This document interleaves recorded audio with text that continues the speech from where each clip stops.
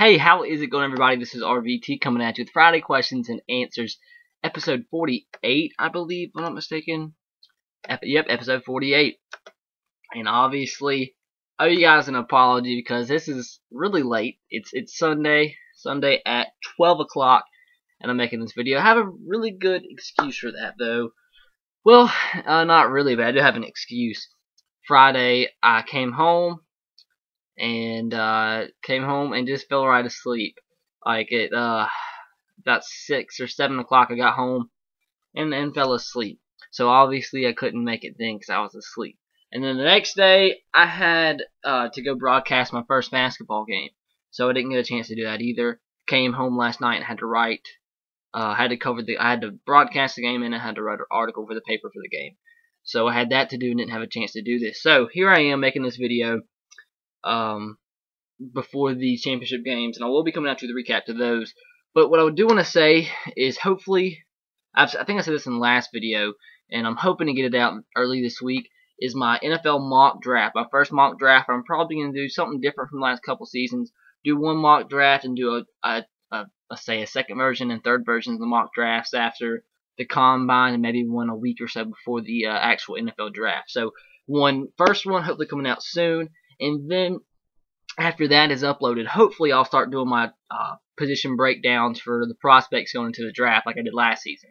Those take a long time to make, but if I can be dedicated with it, I can do them all maybe in a span of 2 weeks or so, which I need to do because I want to get those videos out at ASAP. So I'll be coming at you with those soon, and might even be coming at you with the NFL mock draft sometime tonight after the championship games. But that's not a promise by any means, because I have a lot of videos to upload. I have this video and the two championship game recap videos, and obviously after that I'll be coming at you with my Super Bowl preview. I try to be the first person to come out with preview videos for all the games. That's why, like, as soon as the Patriots and Broncos game, well, no, it's the 49ers and Seahawks game later tonight. After that game ends, I'll come at you with the recap of that, and right after that, come at you with my Super Bowl preview.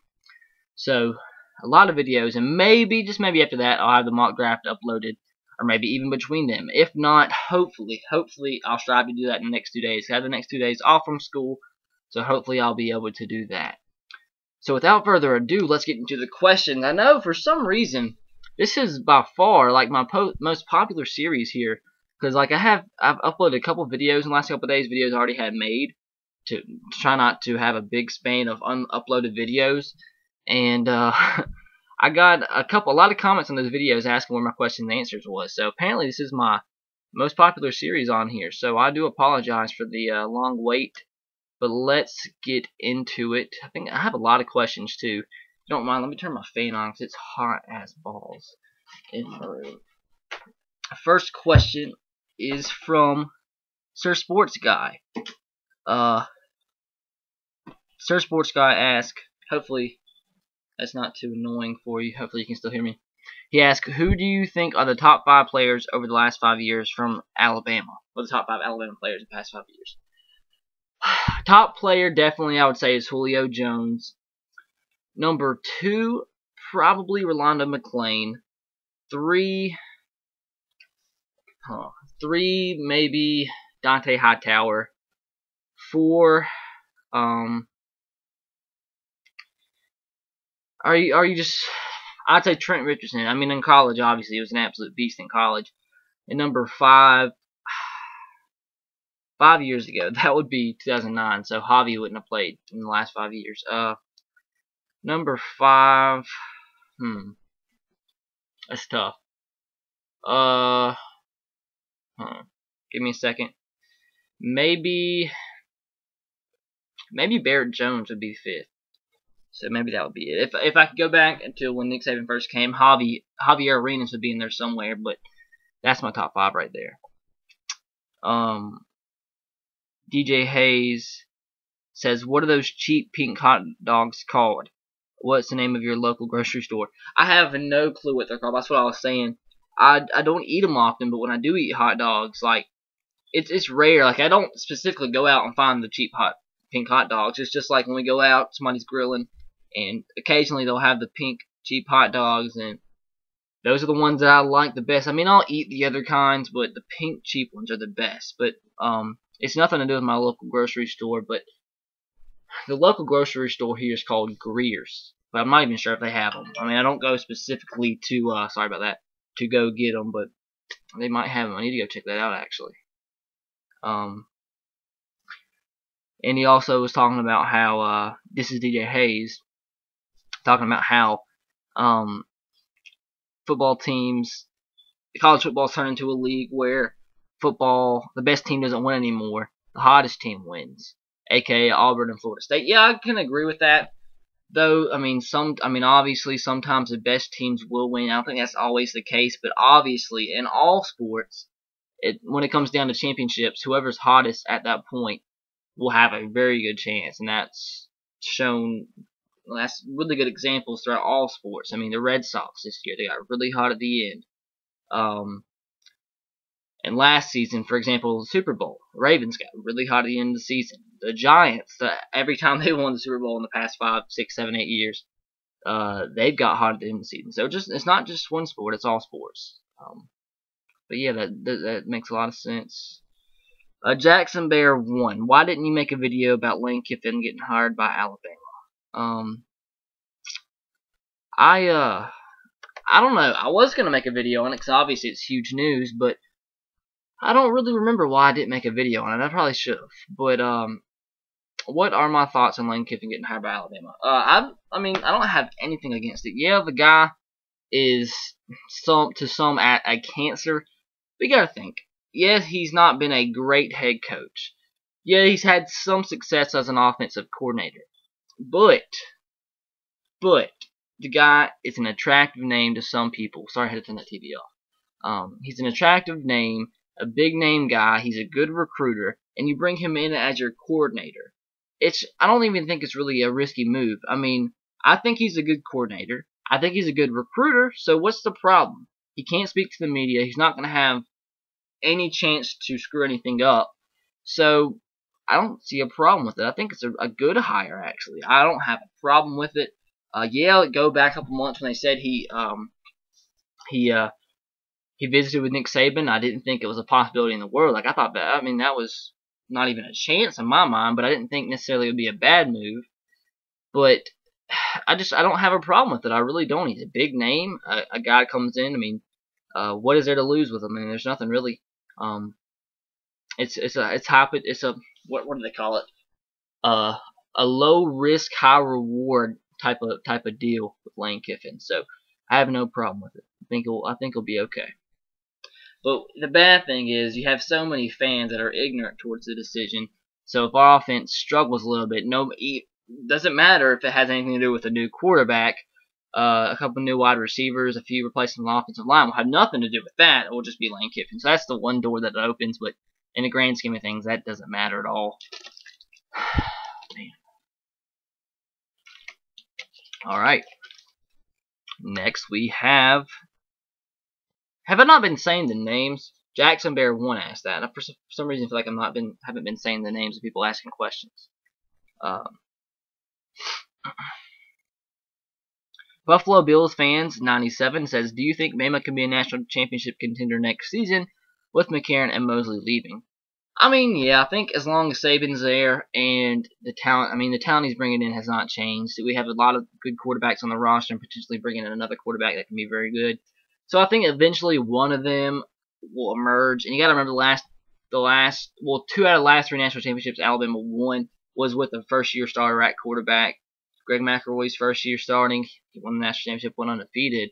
And A.J. McCarron's first year after Greg McElroy left, everybody thought it was going to be a rebuilding year. Came in, won the national championship first season. So, I think like I said, with the talent that Saban always brings in, as long as he's head coach, there'll always be a shot. Will it happen?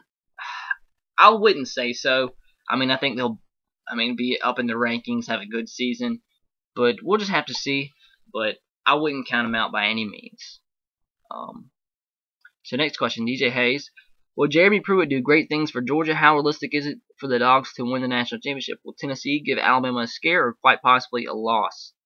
I think Jeremy Pruitt's a good hire. Maybe it's kind of difficult though because he's only been in college for 2 seasons. Just 2 years ago, he was I don't think he was a head coach, defensive coach for Hoover High School in Alabama, which is, I mean, a big-time high school, one of the best, if not the best high school in the state of Alabama. Always wins the state championships, but he was just a defensive coach there, if I'm not mistaken, 2 years ago. Goes and hires on as a graduate assistant in Alabama, gets the secondary coaching job at Florida State, and then goes on to be a defensive coordinator. So maybe he's a little bit, I wouldn't say unproven, because the last 2 teams he was on won national championships, but to go from a high school coach to an SEC D coordinator in just 2 years, that's kind of, if it was me, I'd be a little bit scared, but I think he'll do just fine. But if there's any issues at all with that, that's what I would have to say. But I think he'll do just fine. He's a fine coach, so it'll be fine. And how realistic is it for the Dogs to win the national championship? I think they have as good a shot as there is in anybody in the SEC. Because like I said, the SEC is wide open this season. And obviously, I think whoever wins the SEC this season will definitely get a shot to play in the playoff. So, like I said, I think it's, and Georgia does bring back a lot. I think you mentioned that before.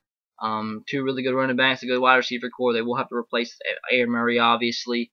Defense should be okay. So, I think actually Todd Grantham leaving was actually a good thing for Georgia. I think a lot of Georgia fans agree with me there. But like I said, I think it's they have just as good a shot as anybody else in the SEC. If not a better shot than everybody else in the SEC. Will Tennessee give Alabama a scare, quite possibly a loss? I don't think so. Alabama's won for 8 straight years, if I'm not mistaken, won this game. And I don't see it changing just because I don't think the Lane Kiffin thing has absolutely anything to do with Tennessee playing better against Alabama. A lot of people are making it out to be that way. How does that have any effect? Yeah, maybe they'll have a little bit more motivation because, I mean, obviously he left Tennessee in a bad way.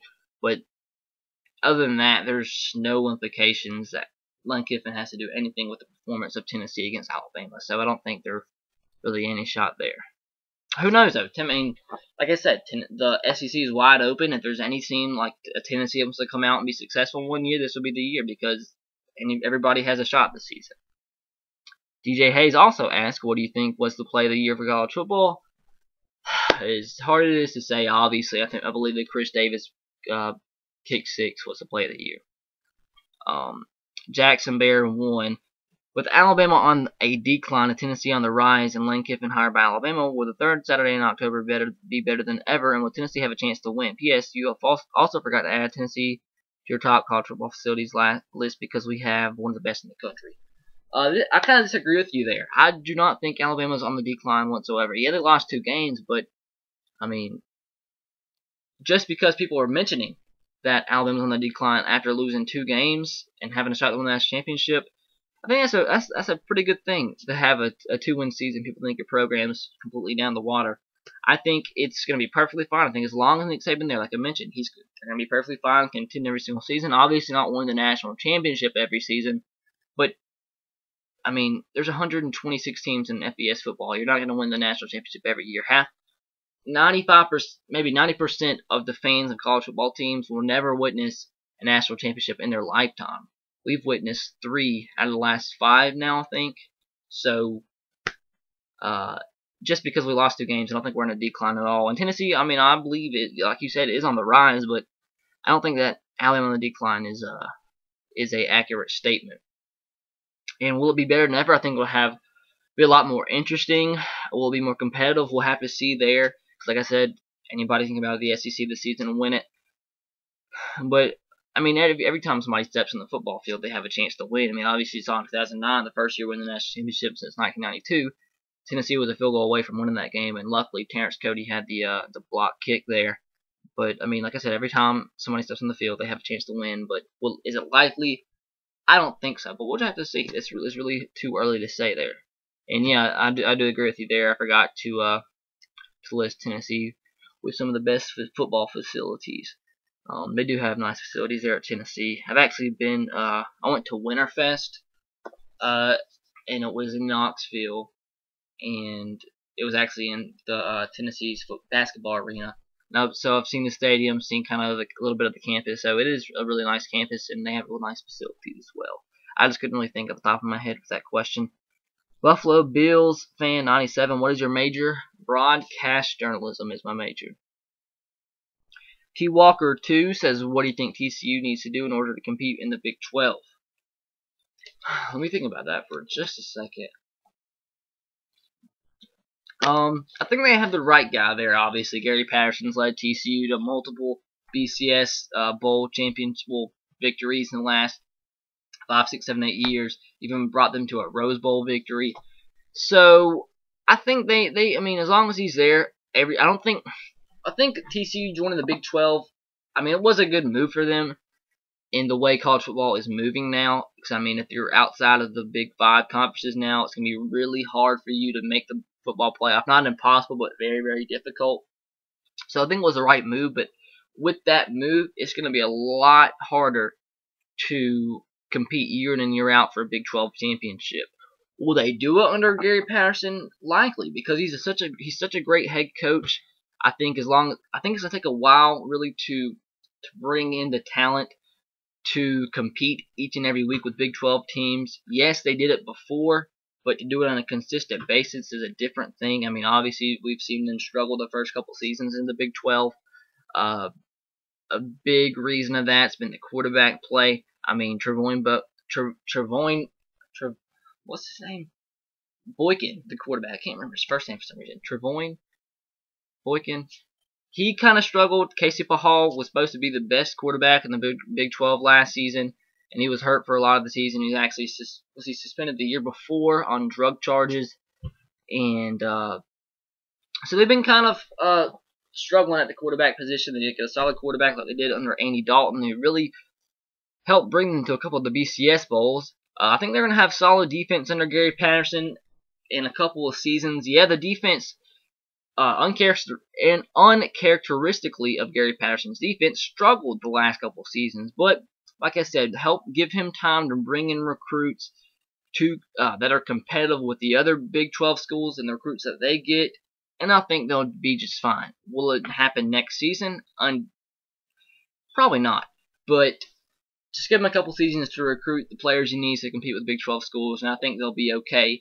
Will they be Big 12 contenders every year? I just don't think so. I think they're just way too far behind the other schools. But I would not be surprised every 2 or 3 years they have a shot to win the Big 12 because Gary Patterson is such a great head coach. So there's your answer there. It really surprised me how much their defense struggled the last couple seasons. I expected them to come in and play well defensively, which would give them a shot to win. They completely fell apart defensively last couple seasons. Matthew Bandusky, who will have the best rushing attack in the SEC next year, and who do you think will make it to the SEC title game? I think it comes down to 3 schools.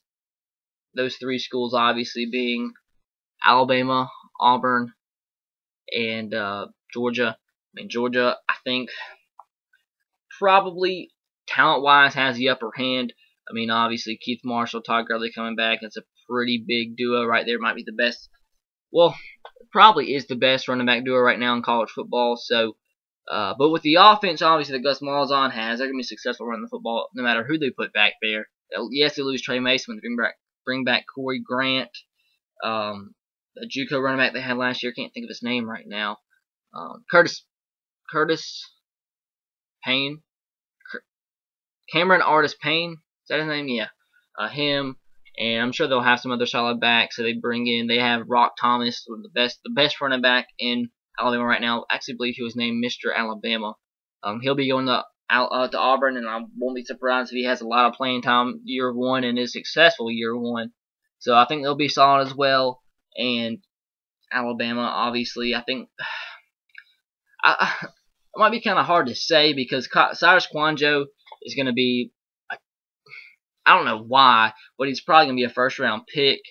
But I think it was actually a good thing that he's gone now because we have a really good left tackle coming in, a freshman, Cameron Robinson, who I think will be very solid over time. He'll have a good 3 years to start at left tackle. And Cyrus Kwanjo at the end of the season was bad. Very, very bad. Didn't even look like a top 3 round draft pick. And he's projected to go in the first round. I think one team's going to be very disappointed when they get him because he was just, I hate to say it, but he just was not good at all. Was absolutely destroyed in the last 2 games against Auburn and Oklahoma. Just bad, bad, bad. Does not have quick feet whatsoever. But I say that to say this, I think they can be better on the offensive line for Alabama, so I think they'll be okay on the offensive line, and they bring back TJ Yeldon, Kenyon Drake. Hopefully whatever was wrong with him, whether it be he was in Saban's doghouse or he was injured, he'll be able to come back and play more consistently, like time-wise, playing time-wise next season. And Derrick Henry, we obviously saw, came in and provided a spark in the Sugar Bowl, and he'll be more of a factor next season, I believe. And we also bring in a 5-star running back, Bo Harborough, and he'll be solid as well. I won't be surprised if he gets a lot of playing time year 1 as well. So we have 4 solid running backs who I believe can come in and play very, very well. So between Alabama, Auburn, and Georgia, I would say it's going to be the top rushing attacks in the SEC, and I think I'll give the upper hand talent-wise. Top heavy to Georgia right now, but depth chart wise, Alabama. But you'll probably see Auburn out of those 3 teams, yards per game wise, have the best rushing attack. So kind of difficult there to explain that, but that's the way I see it.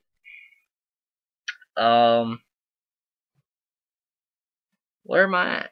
Oh, also Matthew Bandusky asked, who do you think will make the SEC title game? Man, it's tough. I want to say Alabama, but I don't see it right now. Maybe that'll change, but I just don't see it right now. I'd probably have to say, just coming back, I'd probably have to say Auburn, and to be safe right now, I'll probably say Georgia. Auburn and Georgia, but that might completely change by the beginning of the season. Because, like I said, once I look a little bit more into each team when I make my preview videos, I might find something I like about one team I don't about others. And like I said, I might have a surprising pick because this season the SEC is wide open. This could be a good season for like a team like Ole Miss to come up and compete for a SEC title. Because, I mean, they bring a lot more back compared to the other schools. I mean, Bo Wallace, good wide receivers coming back, a lot of young talent. They're fluctuating each year, like good defense. So we'll have to see. Ole Miss is a team to watch. I believe a dark horse for the SEC right now. But to be safe, I'd say Auburn and Georgia. PWM Bro 12 says, do you think that Auburn has enough incoming talent to make another run? I don't know. It's going to be tough. I mean, yeah, you can't argue they had a magnificent season, but to replicate what they did last season with the finishes they had, go undefeated and make another run at the national championship, it's going to be difficult, but can they do it? Yeah. They bring back a lot. Yeah, they lose Greg Robinson, left tackle, which is going to be a huge loss. Jake Holland on defense, which is going to be a huge loss. That was sarcastic, by the way. It's going to be a huge gain for Auburn, I believe. D-liner is going to be gone. Trey Mason is gone. All the wide receivers are coming back, if I'm not mistaken. The rest of the offensive line. No, is Risty Dismukes coming back? Or is he a senior? He might be gone, I'm not sure. But for the most part, they bring a lot of their offense back, aside from Trey Mason and Greg Robinson. They should be okay offensively, obviously, under Russ Malzahn. The defense will be okay. They're bringing in a lot of talent. So can they make another run at it? I think so. But to be able to do that, I think they have to be better than last season. Because I don't think that the way games finished last year are going to happen again. And in order to be able to make a run, and despite of that, they're going to have to be better than they were last season. So can that happen? Potentially, but I wouldn't be for certain as of right now. So that's my stance on that. Baltimore Fan 52 says, who do you think has the best uniforms in the SEC? The best uniforms in the SEC.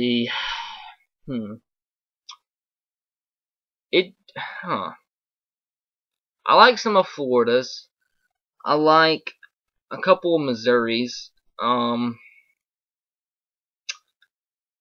not a fan of LSU's. I'm not too big of a fan of Auburn's. I don't like Arkansas's. Mississippi State's in their bowl game looked horrendous. Or no, that was the Egg Bowl. The Egg Bowl uniforms looked horrible. I actually really like Vanderbilt's. So I might go off the limb a little bit and say Vanderbilt. I really like Vanderbilt. Sports All Day 09 says, do you watch any hockey? No, I do not watch any hockey. No hockey comes on where I live. Just never even bothered with it. Roll Tide 09 full. What do you think Kiffin will bring to Alabama? Like I said, I think he'll be a solid recruiter. I think he's going to be a decent offensive coordinator, which I have to see. He's just, like I said, a higher risk. Can't talk. A low risk. I really believe he's a low risk. There's nothing really can do with the position that he's in to do anything. I'm sure he has the guidelines he has to abide by, because Nick Saban's not going to bring in some clown that's going to potentially blow up the program. I mean, some people are just underestimating Nick Saban in this hire, definitely. So I really believe he's a low risk, high reward type hire. He can be a genius offensive coordinator. Obviously, Nick Saban and Lane Kiffin have something on the same page that'll work together. I don't think it's any coincidence that Lane Kiffin and Nick Saban met together. Doug Nussmeier leaves for Michigan, which some claim that to be a what do they call it? A lateral move, as from Alabama to Michigan. That you got paid a little bit, but it's still a lateral move. And then right after that, Lane Kiffin gets hired. So I don't think that's a coincidence. So obviously they met, had something on the same page, and that'll be good moving forward. So I think he'll bring pretty good offensive coordinator, pretty good offensive coaching. He's a good developer at quarterbacks. So that's something we could really use right now, is for him to come in, find a quarterback, develop him, and turn into a solid game manager that we can use next season. So that's something I think he can bring as well. So I think he'll be just fine. I don't care what anybody else says. I think he'll be just fine. Trey 5599, Georgia being healthy, are they the best offense in the nation? I wouldn't say that right now. Like I mentioned before, I think they might have the best rushing attack in football, but right now you have too many other teams that bring back their quarterbacks, bring back some other solid players on offense. So right now we just don't know how the quarterback situation is going to be at Georgia. Hunter Mason, I think, is going to be a decent quarterback. We'll have to see over time. Didn't look so great in the bowl game. Looked a little bit better in the Georgia Tech game, but we'll just have to see, because without a solid quarterback, most of the time you're not going to have a fluid, successful offense, no matter who your running backs are. So potentially they could be, but right now I'll be a little more safe and go with the team that brings back a solid quarterback that's proven. I don't know if that is right now, but just saying. DJ Hayes, why didn't you do a Jeremy Pruitt hired by Georgia video? ESPN called it the biggest hire of the postseason. It seemed like breaking news to me. I wouldn't call it one of the biggest hires of the postseason. I don't know why ESPN said that, but yeah, I do believe it. I mean, it was a pretty big hire, but like I said, I don't usually do videos when coordinators get hired. I usually just stick to head coach and hirings and firings. I've actually been lacking that lately. I didn't even post a video for the head coach of Ken Whisenhunt getting hired by the Titans. So I've been lacking lately. That's a big part to starting school back. That's a huge reason. I mean, over Christmas break, I didn't have anything else to do, so I focused a lot of my time on building my YouTube channel over the break and working a little bit. So that's why I've been kind of lacking the last week or so. It's because school started back, and it's been kind of tiring. So, and also he asked, how big of an argument can you make for South Alabama to beat South Carolina? Are we playing South Carolina next season? I know we're playing the next couple of seasons. A really tough schedule at a conference. If you don't mind me checking real quick, I know we do play South Carolina. Do we play South Carolina? I don't know. Do we? I know we're playing LSU and Mississippi State. We do not play South Carolina. Oh, we do play South Carolina. What the heck? We do. Next season at South Carolina. We play, next season we'll play out of conference SEC schools, Mississippi State, South Carolina.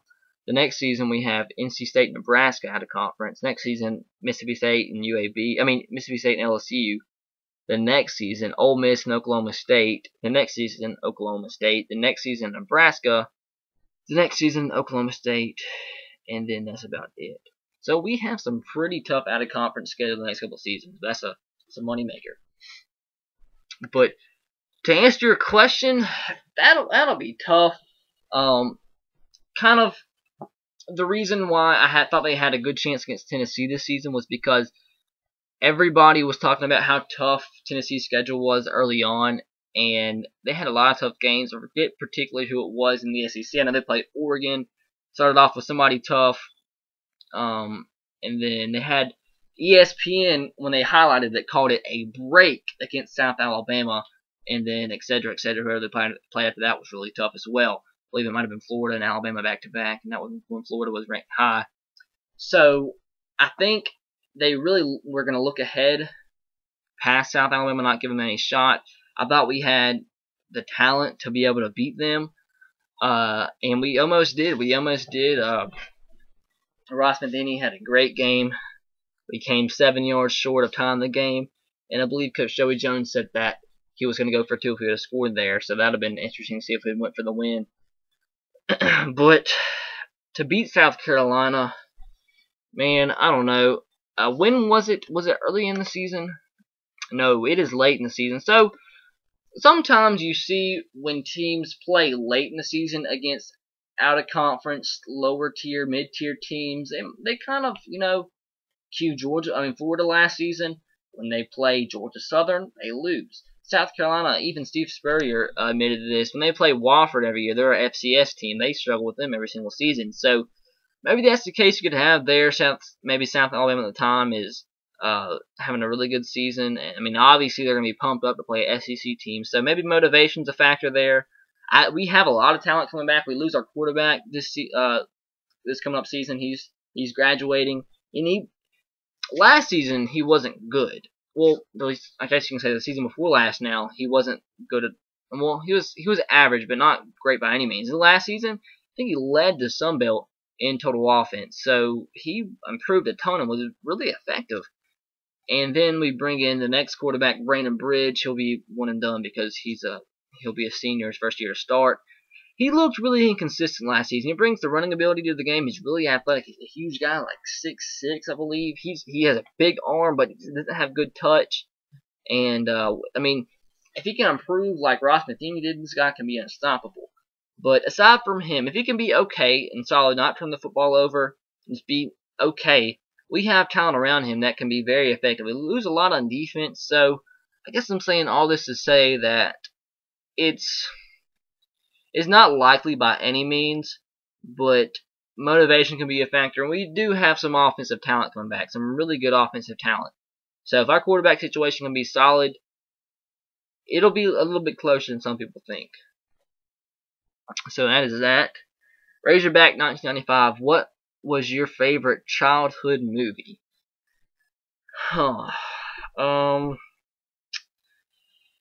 Honestly, my favorite movie growing up, I don't know why, was Jeepers Creepers.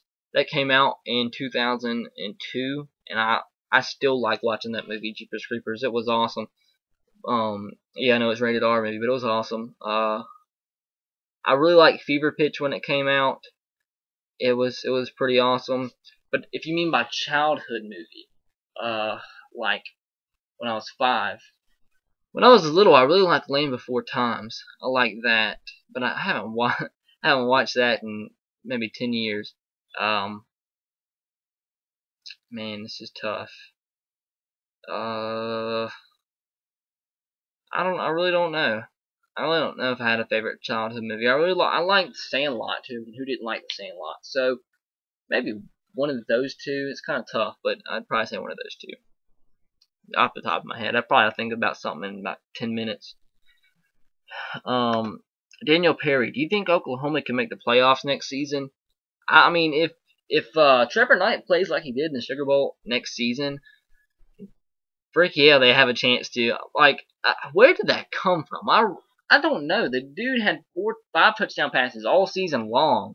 Comes in and throws 4 against the best defense in college football. That shocked me. It really shocked me how well he played. I mean, yeah, we played bad, but he played so well. I mean, he's dropping dimes all over the field. The receivers playing great. And you got to remember they were injured too, and a lot of those players will be coming back. So if they can be consistent and play just somewhat like they played against Alabama in the Sugar Bowl, my God, yeah, they have a chance to make the playoffs. They looked ridiculous on offense, and the thing is, they at points in the season they struggled offensively. So I don't even know. They put up, I believe, 16 points against West Virginia. Like, what the heck? And they go out and put up however many they did against Alabama. So if they can just play, like I said, anywhere like they played against Alabama in the Sugar Bowl, they could. That's my answer is yes. Yes, I think they could. 16 Stone 007. Do you think it is possible Kenyon Drake may transfer, and who will be our starting quarterback next year? No, I don't believe Kenyon Drake will transfer. I think he's already said that he's not going to transfer. But no, I don't think it's possible he will. And who will be our starting quarterback next year? I think it comes down to 3 guys. I thought it was 4 guys. I had a lot of confidence in Luke Del Rio, and now he's gone. That really did kind of aggravate me. I thought he had a great shot at winning the starting job. I thought he was the most intelligent quarterback when it comes to football IQ on the team. I thought he had the best leadership qualities just from watching interviews and reading articles, and I guess reading interviews from him too. I thought he had a really good shot. I've heard he's really accurate, had a good arm. I mean, obviously he's the son of an NFL coach, Jack Del Rio, so he had connections there, but I had a lot of confidence in that guy, and I thought he was one of the 4 to have a chance to start, and he's gone now. So I think this comes down to 3 guys now. Comes down to Alec Morris, who I think has, I don't know, I think all 3 of these guys have equal shot, I guess. Alec Morris has the best arm, I promise you. Watching his highlight tape coming out of high school, he reminded me of Ben Roethlisberger. He really did. He's like 6'3", 6'4", 240, a huge guy. Has some sneaky mobility on him. He's good. Big arm. He struggled a little bit with interceptions in the spring game last season. We'll be able to see a little bit more of him this year. But one thing is he has a big arm, and we have a good quarterback developer in Lane Kiffin now. I think the most raw talent on the team right now is Alec Morris. So that's that. Number 2, some of you might not want to hear this, but it's Blake Sims. The reason why I say this is because I just want somebody to answer me this. The people that absolutely rule out the Blake Sims thing, why in the world would Nick Saban play Blake Sims in blowout games in extra time when if he had no shot to be the starter, why not give a guy like Alec Morris some time? Like, that makes no sense to me. Why would you not believe the guy has a shot to win the starting job if he played all last season in blowout games? If he's not going to start, why not give the extra time to an Alec Morris, a Luke Del Rio, anybody else? So obviously they feel good about him, or they wouldn't have played him. So I think Blake Sims has just as good a shot as anybody else, because that'd be pretty stupid on Nick Saban's part to waste time with Blake Sims as our backup quarterback. So no matter what you say, I think he has a good shot. And 3 is, I don't know, you probably heard of him now, is Jacob Coker. The guy potentially coming over from Florida State. He has all the talent in the world. You got to remember, looking back to fall camp of last year for Florida State, Jacob Coker and Jameis Winston were battling back and forth for this starting job. Not until late until fall camp, Jameis Winston was named the starter, and they were potentially even go with a 2-quarterback system with him and Jacob Coker. And Jameis Winston obviously shocked the world, won the Heisman, won the national championship. But for this guy to potentially beat out last year's Heisman winner and national championship winner, and Jameis Winston, he's got to have some talent. I've read a lot of reports on him. What's the guy's name? Phil Savage has commented on him, watched him, said he looks like a potential first rounder, an NFL first rounder. So, heck yeah, I want that guy on my team. Anybody else saying the opposite? What the heck? Why would you not want a guy like Jacob Coker on your team? And something that's interesting here is Jacob Coker came from St. Paul's. He was a 3-star quarterback. He had all the physical tools. He's like 6'4", 230, kind of simpler. He's a little bit more leaner than Alec Morris, but he still has the weight on him. He's a big guy. He's probably a little bit more mobile than Alec Morris, but he's a 3-star guy coming out of St. Paul's. Nobody wanted him. because he's a 3-star. And people are saying now, why would we want a 3-star? Shut the frick up. If you base recruits on stars coming out of high school, you don't know what in the world you're talking about. But the reason this guy wasn't heavily recruited coming out of St. Paul's High School, former high school of A.J. McCarron, was because they ran the wing T there. They didn't have the talent around him, so they ran the wing T. And that's why he didn't get recruited heavily. Got an offer to Florida State, committed, didn't get an offer from, I'm not sure if he got an offer from Alabama. From what I read, he might have really late, but just stuck with his original commitment to Florida State. But this guy was a huge Alabama fan growing up. Your typical kind of, I guess you can say redneck kind of guy, but he's still a talented quarterback. He replaced A.J. McCarron when A.J. left to go to Alabama. He replaced him there. Wouldn't it make sense for him to transfer to Alabama and replace A.J. McCarron here? It would make sense, right? The only thing he has against him is he won't graduate until the spring semester, so he will miss spring training. No, not what the frick. Spring practice. God, I always get my baseball and football terms mixed up. He'll miss spring practice, but he's still solid. Nick Marshall missed spring practice last season. Cam Newton didn't miss. But I don't think it's that big of a deal, honestly. I mean, yeah, he'd get a lot of advantage going to spring practice, but it's not a break or make deal if he goes to spring practice or not. So he'll transfer over 95% sure after spring practice or after he graduates. Come in, have the summer, and I think if he does transfer, I think he'll be the starter and to replace AJ for the second time. And I think he could potentially be more successful than AJ. I think he has more raw tools than AJ did. And that's saying a lot. AJ was pretty talented.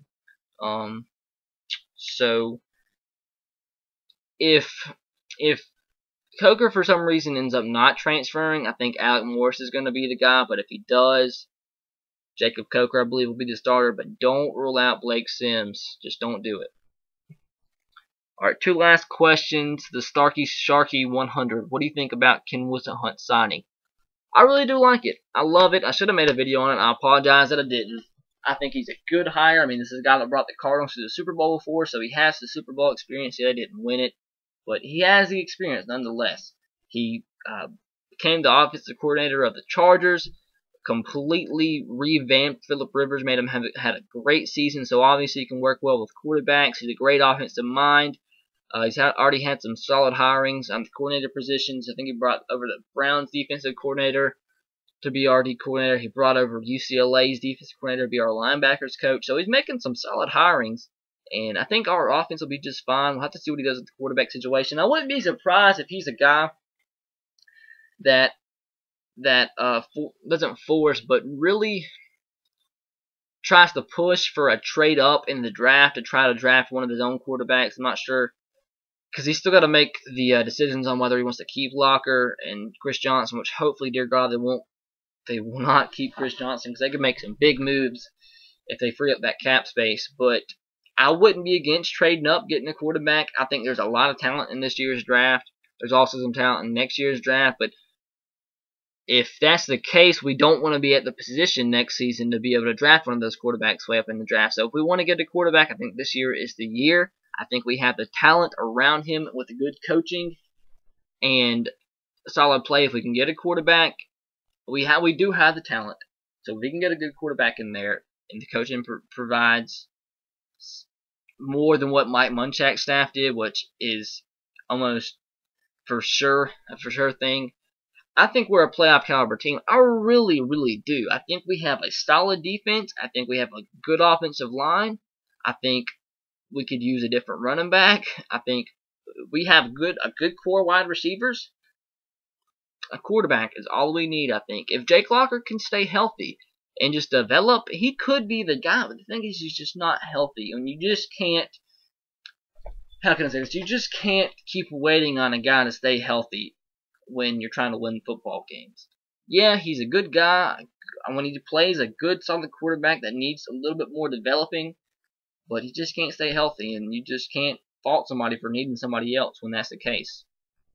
I would love to see a guy like Teddy Bridgewater. That would be amazing. If Teddy Bridgewater went to Titans, I would be ecstatic. If Johnny Manziel came to the Titans, I would be all for it. If Blake Bortles did, I'd probably be a little bit less for it. And if Derek Carr did, oh my God, I would cry. But if one of Johnny Manziel or Teddy Bridgewater came to Tennessee, I would be very excited. If they got a guy like Garoppolo that played in the East-West Shrine game yesterday in the second, third round, I would be fine with it. They got a guy like AJ, I'd be okay with it. But please, I just wish they'd get a quarterback, whether it be in the first or second rounds this season. That would be solid. And if they want to go a different direction from Jake Locker, I wouldn't be against trading them. I really wouldn't be, unless they want to bring them in and challenge, create a quarterback competition. But if somebody is willing to give up a second or third rounder for Jake Locker, I'd kind of be all for it now. Give him another opportunity, start fresh, and I think it'd be a good career move for him as well as it will be for the Titans. So that's sad, and hopefully, they'll find a way to trade Kenny Britt, because I'm sick of that guy. I think I wouldn't care if they got a fifth rounder for him. Just get him off the team. Just get something for him. Last question. This video has gone a long time, 45 minutes. Jack Moore asks, do you think the idea of having the Pro Bowl draft, or rather being... Jack Moore asks, do you like the idea of having the Pro Bowl draft, or rather just being AFC versus NFC? I think the Pro Bowl draft is an interesting thing, just for a one-year thing. I haven't heard anything. It could be the case, but I haven't heard anything if it's going to be like a every year thing now, or if this is just a one-time thing. I like it being a one-time thing. I find that pretty interesting. But for the history of the Pro Bowl, for it to make more sense, it'd make more sense for it to be AFC versus NFC. That's how it is in every other sport. So why change it now? A one-year thing, I'm fine with it, but to change it for the rest of the time doesn't make too much sense to me. So that is it, guys. Once again, I apologize. Video came out kind of late. Hopefully, well, very late, 2 days late. But next time, I promise, it'll be Friday. I'll come at you with it, because I don't think I have any broadcasts this week, so I should be okay on that front. So if you're new to the series, be sure to leave a comment in the comment section below with a question. Ask any question you like, sports related, my life related, anything, and I'll be sure to answer it next week in episode 49. We're coming up on episode 50. It's pretty cool. And this was actually a very long video. I don't know why. But like I said, guys, we'll be coming at you with recaps of the AFC and NFC championship games. Right after that, be coming at you with a preview of the Super Bowl. And then hopefully in the next couple of days, coming at you with a mock NFL draft. My first version, like I said, hopefully come out with multiple versions this season after different events, combines, pro days, etc. And then following that, hopefully I'll be coming at you with some position breakdowns for the prospects entering the 2014 NFL draft, which was really big on my channel last season. Hopefully it'll be a big thing on my channel this year, because I need to get those views and get those subscribers up. I'm trying to build that channel. But that's it, guys. Hope you enjoyed. Please be sure to hit the like button if you did. Subscribe to my channel if you haven't already. And as always, roll Tide, go Sox, go Titans to you. Enjoy your NFL championship Sunday. Catch you guys later. Peace.